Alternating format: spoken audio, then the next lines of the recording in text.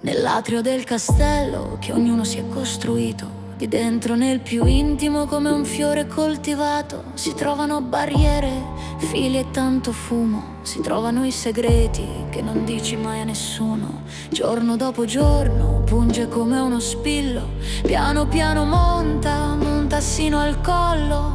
Coi rimorsi si vive bene, solo a volte ci si muore, con l'anima a brandelli si spezza solo il cuore. La colpa è di chi ha il fiato, ha dato poco spago. La colpa è di chi ha avuto e niente ha mai donato. La colpa è un peccato che torna sempre indietro. La colpa non dà figli ma solo nervi e artigli. La colpa ha grandi colpe, è un'overdose, è un freno a mano. Fa fare sbagli, sbadigli e non chiede mai perdono.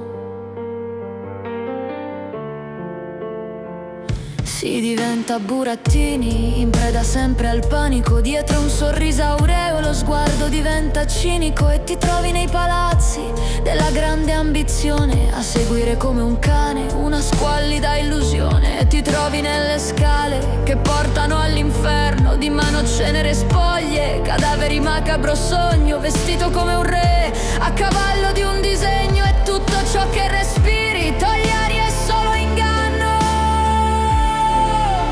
La colpa è di chi ha il fiato, ha dato poco spago. La colpa è di chi ha avuto e niente ha mai donato.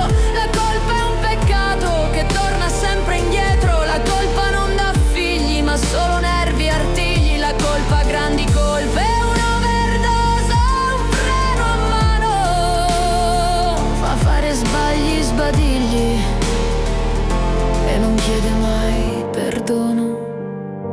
Nell'atrio del tuo intimo, che alcuni ignorano come la peste, crescono le idee, nasce il frutto, si fanno feste. Non abbandonare ad altri il tuo giardino, la terra riconosce chi semina grano. Nel silenzio arborescente che nutre la tua anima, mettici i tuoi occhi, ascolta la tua lacrima. Quando il contadino suona la fisarmonica, lascia che il tuo cuore balli la sua musica.